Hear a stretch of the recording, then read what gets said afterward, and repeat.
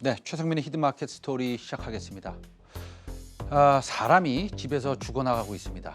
병상이 모자라고 환자는 이곳저곳을 헤매다가 결국엔 집에서 사망하는 일이 생겨나고 있습니다. 매우 안타깝습니다. 우리나라의 경우 원격 의료는 법적으로 허용되고 있지 않지만 정부가 코로나19 확산을 막기 위해서 한시적으로 원격 의료를 허용하고 있습니다. 병원 내 감염 우려는 물론 의료 사각지대를 해소하는 데 큰 역할을 하고 있습니다. 얼마 전에 의료 종사자 여러분들 중에서 일부는 의견을 달리하실 수도 있지만 저 같은 의료 소비자 입장에서는 부러운 소식이 있었습니다.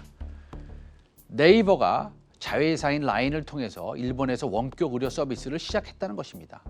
일면 라인 닥터입니다.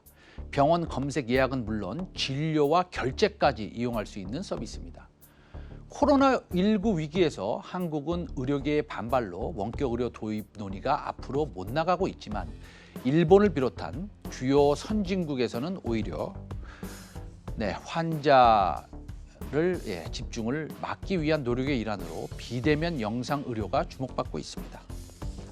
사실 지난 5월 10일 정부는 포스트 코로나 시대 개척을 위해 비대면 의료 사업을 집중 육성하겠다고 밝혔습니다.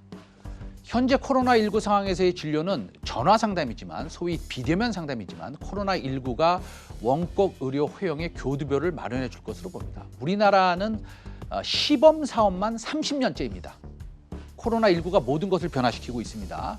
따라서 원격 의료는 시간상 문제일 뿐 결국에는 허용될 것으로 예상되는 것입니다. 이번 코로나19 상황에서 비대면 의료 상담의 만족도를 먼저 보고하겠습니다. 지금 보시는 것이 만족도입니다. 가장 중요한 것은 의료 소비자의 만족도라고 생각합니다. 정부가 원격 의료가 좋다, 의료계 종사자들이 좋다, 나쁘다 한들 의료 소비자가 만족을 안 하면 실시할 필요가 없습니다. 의료 비대면 원격 의료는 의료 소비자가 원하고 있습니다. 그럼 우리나라는 지난 30년간 논의를 하고 국회를 한 번도 통과시키지 못했는데 해외 사례를 한번 살펴보겠습니다. 일본은 말씀드렸고요. 이미 놀라시겠지만 원격 의료는 미국이 먼저 시작했지만 중국이 시장 규모로 보면 1위입니다. 2019년 중국 원격 의료 시장은 약 4,500억 정도 되고요. 미국은 2,700억 정도 됩니다. 이미 미국은 1995년 일찍이 원격 의료를 시작했고요. 주별로 메디케어 비용으로 비용을 보장해 주는 곳이 21개 주입니다. 모든 주가 다 보험을 적용하지 않습니다. 시간이 없으니까요. 제가 이제 결론부터 좀 말씀드리면요. 자율주행은 되고요. 증권회사의 비대면 계좌 개설은 되고 그다음에 변호사와 전화 상담은 되는데 원격 의료는 안 됩니까? 80세 어르신이 3시간 동안 시골에서 버스를 2번 갈아타고 지하철로 병원에 가는 대신 매번 타야 되는 동일한 당뇨약을 3번에 1번은 원격 의료로 처방받으면 안 되겠습니까?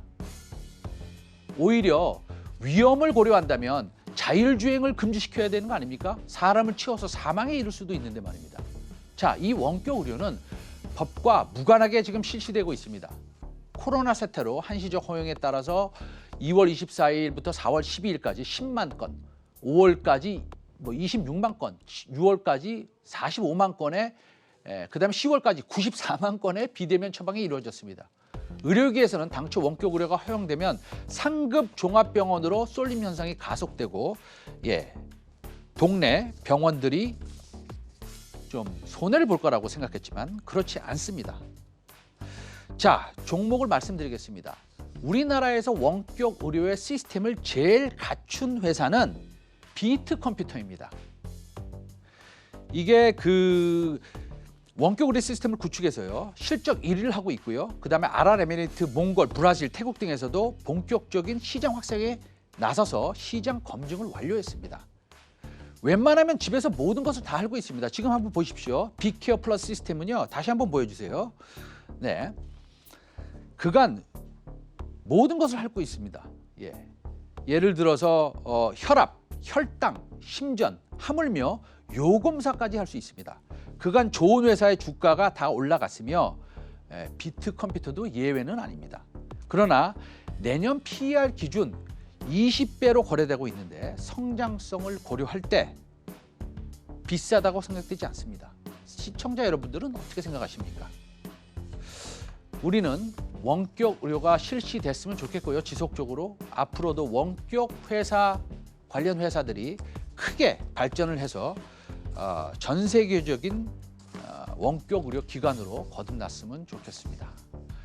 최성민의 히든마켓 스토리였습니다. 내일 12시 50분에 다시 뵙겠습니다. 감사합니다.